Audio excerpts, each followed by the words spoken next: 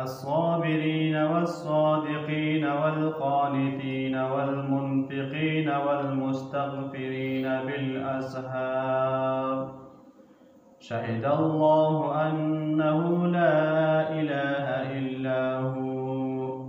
والملائكة وأولو العلم قائما بالقسط لا إله إلا هو العزيز الحكيم. سورة آل عمران شروع مخی آیتونو کی اللہ رب العزت د بندگانو د پارا انعام یعنی یو نعمت ذکر وک او بل دا چې هغه خلق هغه دا خبره کوي چې ربنا اننا آمنا فاغفر لنا ذنوبنا د خپلو ګناهونو مغفرت غواړي او دا یې چې یاره مو ایمان راوړی دی نو دغو خلکو دپاره جنات تجري من تحتها الانهار د جنتونو او د باغونو ذکر دوی دپاره یې وکړي او د نن آیت کې الله رب العزت ذکر کوي وی کوم خلق مؤمنان خلق دي ناو کې به دغه 5 صفات وي خو دغه 5 صفات او خلقو دپاره دي چې هغه کامل مؤمن وي یعنی پورا مؤمن وي چا کې هم دغه 5 صفات راغلو پوه شئ دغه سړی کامل یعنی پورا مؤمن دی او دی باندې د مؤمنیت او په ایمان باندې الله تعالی دې ته استقامت یعنی باندې پاتې کېدلو توفیق ورته ورکړی دی او د نیک عمل کولو توفیق ورته الله رب العزت ورکړی دی. نو الله رب العزت ذکر کوي چې یو دغه نه دا دی الصابرین والصادقین والقانتین. اول نمبر ذکر کوي چې الصابرین صبر کوونکي وي دا خلق کوم خلق وي چې هغه دا خبره کوي یقولون ربنا اننا آمنا ای ربا د مو ایمان راوړی دی الصابرین او بیا په باندې صبر کوي چې کوم تکلیفونه رسیږي ورته په دین کې یعنی دین د خاطره. یو صحابي راغله نبی کریم صلی الله علیه وسلم ته دا خبره کوي وی یا رسول الله مو تا سره محبت دی او پتا باندې ایمان راوړی دی په الله رب العزت مو ایمان دی په وحدانیت باندې مو ایمان دی. نبی کریم صلی الله علیه وسلم ته بیانوي وی خاص دا خبره نو بیا تکلیفونه او مصیبتونه دا وکړک ودرېږي مطلب چې کوم خلک دینداري شي مسره ناغو باندې بیا دین کې تکلیف راسي د دین د خاطره خدا خبره بیا دې په لازمي دي چې الصابرین چې بیا و صبر کوي صبر کوونکي خلک وي. دویم والصادقین رښتیا ویونکي وي رښتیا خلک وي په کوم ځای کې هم خبره راشي چې کومه حق خبره وي او رښتیا خبره وي نو بس هغه خبره بیانوي رښتیا یې دروغ نه وي. حدیث کې راځي نبی کریم صلی الله علیه وسلم فرمایي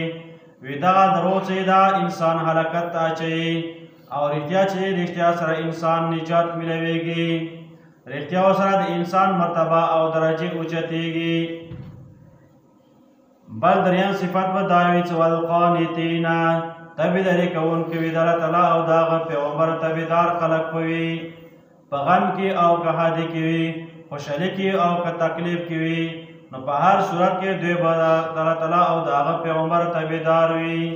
والمنفقین بل دای سره تعالی په دین باندې به خرچه کوونکي وي شمالي او بخل به نه کوي یاره زکات وخت راغلو نو دا به نه یې چې یاره مال کې کمی راځي یا د صدقه یا غریبونه سوال وکړه محتاج ورته راغلل نو بیا به دا طریقه وي چې هغه ته به خپل وس مطابق څه ورکوي او رټي به نه. حدیث کې راځي نبی کریم صلی الله علیه وسلم فرمایي وی کلم تاسو نه یو سائل سوال وکړي سوالګری وي نو هغه ته که څه وس کې وي نو ورته ورکړه که نه وي نو بیا یې رټامه ځایلوی ما همیشه دپاره. بل حدیث کې راځي نبی کریم صلی الله علیه وسلم فرمایي وی د اوچت لاس دی دا د لاندې لاس نه بهتر دی مطلب چې کوم د ورکوونکي لاس وي صدقې خلکو ته ورکوي زکاتونه ورکوي او همدارنګې نورې ورکړې کوي خیراتونه ورکوي وی دا لاس بهتر دی د هغه چا نه چې هغه اخلي. دې خبرې ده په دې کې اشاره دی چې یو انسان ته الله تعالی روغ جوړ صحت ورکړی تندرست دی نو هغه به ځان دپاره به محنت او مشقت مزدوري به کوي. واقع کې راځي نبی کریم صلی الله علیه وسلم سره یو ورځ یو صحابي میلاو شول. چې کله هغه نبی کریم صلی الله علیه وسلم سره لاس میلاو کړ، دا لاس یې ډېر سخت او کلک و. نبی کریم صلی الله علیه وسلم نو تپوس کوي دا څه وجه دی؟ وی یا رسول الله زه خپل بچیو دپاره مشقت او محنت مزدوري کوم. نبی کریم صلی الله علیه وسلم فرمایي وی دا کوم صحیح محنت او مشقت دی، حلاله روزي ګټل چې دا عین عبادت دی. والمنفقین څلورم صفت دا چې دا خرچه کوونکي به وي. پنځم دا شو چې والمستغفرین بخښنه غوښتونکي به وي، هر وخت الله تعالی نه مغفرت غواړي، د خپلو ګناهونو طلب کوي چې یا رب ذوالجلال ما ته د ماله ګناهونه معاف کړه، خصوصا بالاسحار په سبا وخت کې، مطلب پښمني وخت کې، یعنی کوم د تهجد ټایم دی دغه ټایم کې د معافي غواړي. مخکې حدیث مو ذکر کړی، نبی کریم صلی الله علیه وسلم فرمایي وی الله رب العزت دا خبره کوي وی چې کله نیمه شپه شي، جوف اللیل شي، نیمه شپه شي، الله رب العزت دنیا اسمان ته راکوزېږي، هر شپې او ورځ هم نه، هر شپې راکوزېږي او بیا دا اعلان کوي څوک شته چې زما نه معافي وغواړي زه هغه ته معافي وکړم، څوک شته چې زما نه د مشکلاتو حل وغواړي زه مشکلات او پریشاني ته حل کوم. همدارنګې نور اعلانات هم کوي، مطلب د الله تعالی کوم حکم دی او کوم فیصلې دي نو هغه بیا دغه شپې نیمې شپې د اسمان دنیا ته دا کوم اسمان څخه متاثر دی شي همدې ته راکوشي او خلک غواړي نو اسانتي سره ټول دوی ته هغه مشکلات او همدارنګې حاجات پوره کړي د الله په اسانۍ سره میلاویږي. نو پنځم صفت د مؤمنیت دا شو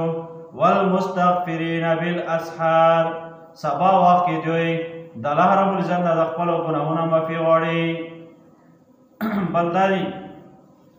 خصوصا اشراق مونځ شو، اشراق پسې بیا چاس شول، چاس پسې بیا ماسپښین منځه نه پس 2 رکعته نفل شو، همدارنګې مازدیګر نه مخکې 4 رکعته شول، 4 رکعته مازدیګر نه مخکې خو 4 رکعته په یو سلام سره نیت 4 رکعته نفل وتړئ او دویم چې کله پیله کېدی باندې کېناستلئ نو وقنا عذاب النار پرې مونځ ورسه سلام واړه بیا اوچت شه بیا 2 رکعته ورسره نور ملګري کړه. نو حدیث کې راځي نبی کریم صلی الله علیه وسلم فرمایي څوک د الله تعالی رحم غواړي نو هغه دغه 4 رکعته مازدیګر فرض منځ نه مخکې دا نفل کوي. همدارنګې ماښام مونځ پسې بیا کوم 6 رکعته نفل شو، ماخوستان پسې بیا 2 رکعته نفل شو. حدیثو کې دې ډېر لوی فضیلت او لوی درجې راغلي. نبی کریم صلی الله علیه وسلم فرمایي وی دا نوافل څوک کوي د کوم ذکر کوم وی دا ته به الله رب العزت مرتبه او درجې ورکوي او همدارنګې ودې کوم مشکلات د مشکلات کې الله تعالی حل کوي.